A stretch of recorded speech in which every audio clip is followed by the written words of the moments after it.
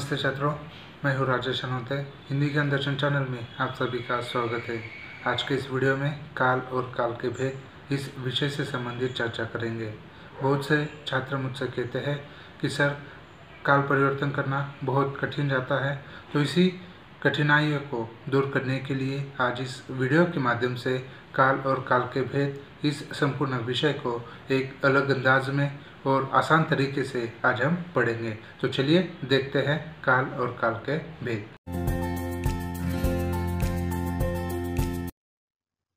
छात्रों, सूत्रों से युक्त इस एक चार्ट के माध्यम से काल और काल के भेद इस संपूर्ण विषय को आपके सामने प्रस्तुत करने वाला हो।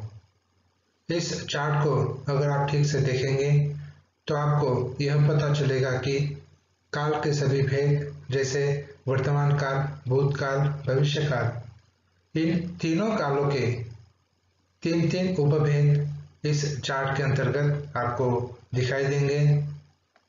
इस चार्ट में सूत्रों का भी समावेश किया गया है। अभी सूत्र यानी क्या? जो काल के फॉर्मूले हैं, जो काल के नियम हैं, उनको भी इस चार्ट के अंतर्गत समाविष्ट किया गया है। इस चार्ट के अंतर्गत जितने भी सूत्र, जितने भी नियम दिए गए हैं, उन सभी सूत्रों को, उन सभी नियमों को अगर आप ठीक तरीके से समझ कर लेते हो तो निश्चित रूप से काल और काल के भेद इस संपूर्ण विषय को आप आसानी से समझ जाओगे। छात्रों, काल परिवर्तन करना, काल पहचानना, ये सभी चीजें इन सूत्रों के द्वारा आसान हो जाती है। तो चलिए छात्रों, देखते हैं काल और काल के भेद। उसके पूर्व इस चार्ट को पढ़ना कैसे है इसे देखेंगे, फिर हम काल के सभी प्रकारों को एक एक कर उनकी जानकारी प्राप्त करेंगे। छात्रों, इस चार्ट के अंतर्गत इस स्तंभ में वर्तमान काल है, यहाँ पर भूतकाल है, यहाँ पर भविष्य काल है, और इस स्तंभ के अंतर्गत सामान्य, अपूर्ण और पूर्ण दिया गया है। तो छात्रों, इसे पहचानना कैसे, कि पढ़ना कैसे, कि देखिएगा यहाँ पर ये जो वाक्य दिया गया है और यहाँ पर ये सूत्र है, तो ये कौन से काल का, ये पहचानना कैसे? कि आप जैसे देखिएगा यहाँ पर सामान्य दिया है इस स्तंभ में, तो यहाँ से हमें देखना है कि वर्तमान काल का है, भूतकाल का है या भविष्य काल का है। तो यह उदाहरण इस स्तंभ में यहाँ पर दिया गया है, तो यह है सामान्य वर्तमान काल का उदाहरण। इस स्तंभ में ये जो उदाहरण है, यह सामान्य भूतकाल का उदाहरण है। इस स्तंभ में ये जो उदाहरण है, यह सामान्य भविष्य काल का है। उसी प्रकार यहाँ पर जो उदाहरण दिया गया है, यह अपूर्ण वर्तमान काल का है, यह उदाहरण अपूर्ण भूतकाल का है, यह उदाहरण अपूर्ण भविष्य काल का है। ठीक उसी प्रकार यहाँ पर इस स्तंभ में जो वाक्य दिया गया है, जो सूत्र दिया गया है, यह पूर्ण वर्तमान काल का है। यहाँ पर का यह उदाहरण, इस स्तंभ में दिया गया उदाहरण पूर्ण भूतकाल का है, और यहाँ पर इस स्तंभ में दिया गया उदाहरण पूर्ण भविष्य काल का है। तो चलिए छात्रों, हम सबसे पहले वर्तमान काल की जानकारी प्राप्त करते हैं, जिसके अंतर्गत सामान्य वर्तमान काल, यह जो पहला उसका उपभेद है, उसके बारे में हम थोड़ी सी जानकारी प्राप्त करते हैं। उसके पहले आप सभी छात्रों को एक बात बता देना चाहता हूँ कि इस चार्ट में एक ही वाक्य दिया गया है। सब तरफ देखिएगा, सभी कालों में एक ही वाक्य है, और एक ही वाक्य को काल परिवर्तन अलग अलग काल के रूप में सूत्रों के द्वारा आपके सामने रखा गया है। तो चलिए छात्रों, सबसे पहले हम सामान्य वर्तमान काल देखते हैं। तो छात्रों, यहाँ पर सामान्य वर्तमान काल पहचानना कैसे? जैसे कि यहाँ पर एक वाक्य दिया गया है, तुम पुस्तक पढ़ते हो। तो यहाँ पर एक बात हमेशा याद रखनी है कि जिस वाक्य में वाक्य के अंत में है, हो, यह आता है, तो वहां पर तुरंत समझ जाना है कि यह वाक्य वर्तमान काल का है। और जिस वाक्य में क्रिया के अंत में ता, ती, ते यह प्रत्यय लगते हैं तो वह निश्चित रूप से सामान्य वर्तमान काल का वाक्य होता है। बस हमें एक बात याद रखनी है कि क्रिया के अंत में जो मूल क्रिया होगी उस मूल क्रिया के अंत में ता, ती, ते प्रत्यय होगा और उस क्रिया के आगे है, हु, हो यह अगर लगाया जाता है तो वह सामान्य वर्तमान काल का वाक्य होता है। अभी हम देखते हैं अपूर्ण वर्तमान काल का वाक्य। यहाँ पर उदाहरण दिया है, एक वाक्य दिया है, देखिएगा, तुम पुस्तक पढ़ रहे हो। अभी इस वाक्य में हमें समझना क्या है कि जो भी क्रिया होती है मूल क्रिया, उस मूल क्रिया के साथ रहे हो यह शब्द आया है, यानी इन शब्द समूह का प्रयोग किया गया है।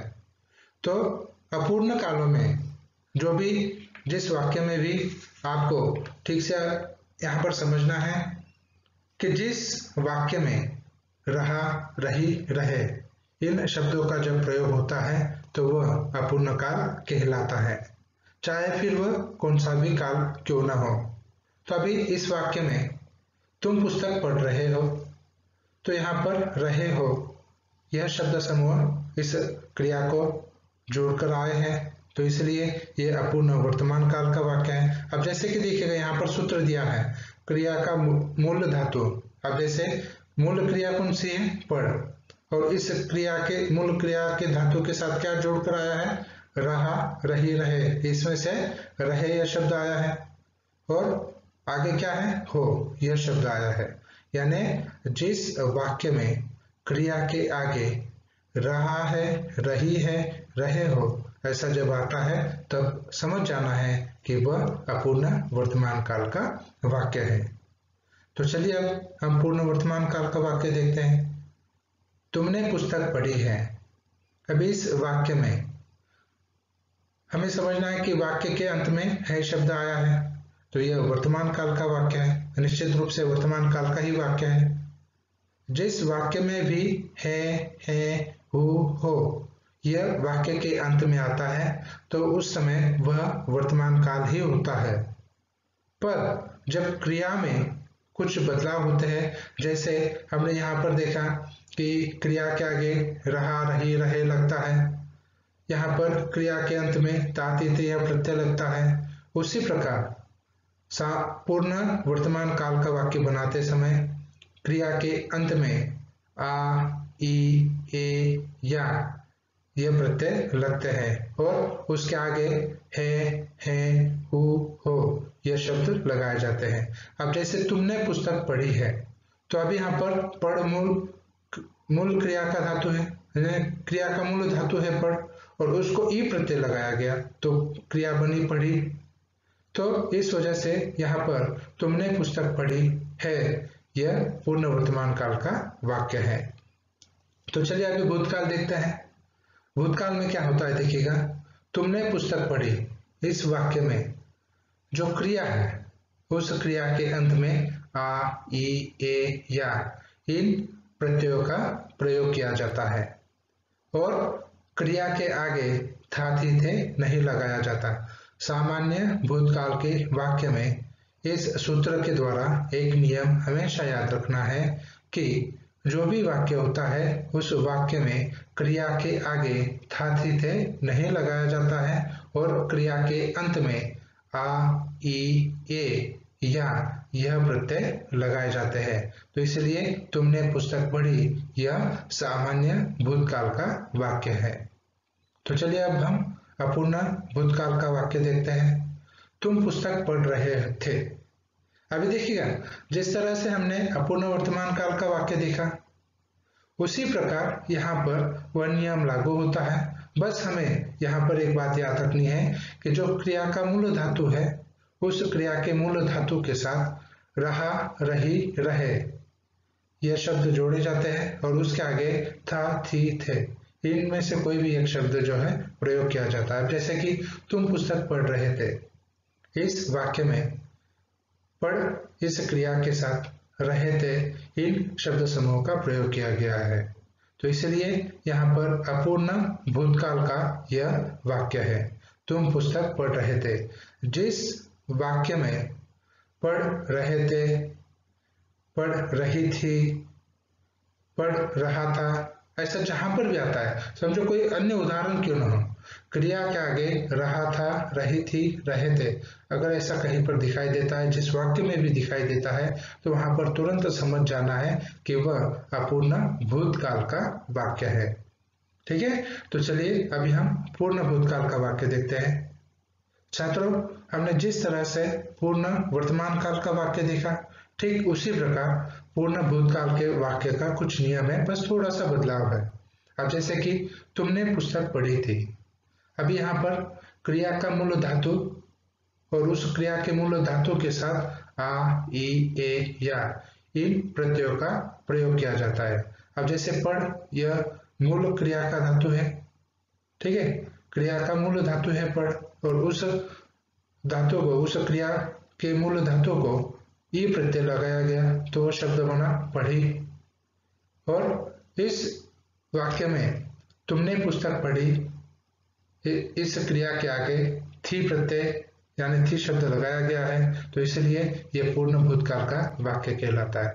यानी पूर्ण भूतकाल का वाक्य कहलाने के लिए एक बात हमेशा याद रखनी है, इस पूर्ण भूतकाल को अगर आपको वाक्य पहचानना है तो एक बार हमेशा याद रखनी है कि क्रिया का जो मूल धातु है, उस क्रिया के मूल धातु के साथ आ, ई, ए या इन शब्दों का प्रयोग किया जाता है, और उसके आगे था, थी, थे यह लगाया जाता है, तब वह पूर्ण भूतकाल कहलाता है।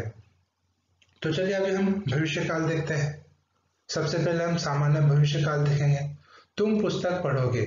अब इसमें भी बहुत आसान तरीका है, जो भी वाक्य होगा उस वाक्य में जो क्रिया है, उस क्रिया के अंत में एगा, एगी, एंगे, उंगा, उंगी, उंगे यह शब्द लगाए जाते हैं। अब जैसे यहाँ पर देखिएगा सामान्य भूतकाल का सामान्य भविष्यकाल का वाक्य क्या है, तुम पुस्तक पढ़ोगे, पढ़ने की क्रिया है, तो यहाँ पर पढ़ोगे एगे है ना, एगे जो है यहाँ पर जोड़ा गया है, तो यह तुम पुस्तक पढ़ोगे, यह वाक्य जो है सामान्य भविष्यकाल का है।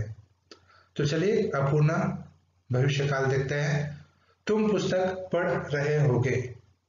अभी यहाँ पर भी जिस तरह से हमने वर्तमान काल, भूतकाल के अपूर्ण कालों को देखा, उसी प्रकार यहाँ पर भी वही नियम है, बस कुछ थोड़ा सा अंत में बदलाव रहेगा। जैसे तुम पुस्तक पढ़ रहे होगे, तो इसके अंतर्गत क्रिया का जो मूल धातु है, उस क्रिया के मूल धातु के साथ रहा होगा, रही होगी, रहे होंगे यह जोड़ा जाता है। तो जहां पर भी जिस वाक्य में भी क्रिया के आगे रहा होगा, रही होगी, रहे होंगे ऐसा दिखाई देता है, तो तुरंत समझ जाना है कि वह अपूर्ण भविष्यकाल का वाक्य है। तो चलिए अब हम पूर्ण भविष्यकाल का वाक्य देखते हैं। तुम पुस्तक पढ़ चुके होंगे। अभी यहाँ पर एक बात समझनी है कि यहाँ पर क्रिया आने वाले समय में होने वाली यानी भविष्य में जो है यह क्रिया होगी, तो इसलिए जो क्रिया का जो मूल धातु होता है, उस मूल धातु के साथ चुका, चुकी, चुके और उसके साथ आगे होगा, होगी, होंगे, यानी चुका होगा, चुकी होगी या चुके होंगे ऐसा जोड़ा जाता है। यानी जो भी क्रिया का मूल धातु है, उस क्रिया के मूल धातु के साथ चुका होगा, चुकी होगी, चुके होंगे ऐसा जिस वाक्य में आपको दिखाई देगा, तुरंत वहां पर समझ जाना है कि यह पूर्ण भविष्यकाल का वाक्य है।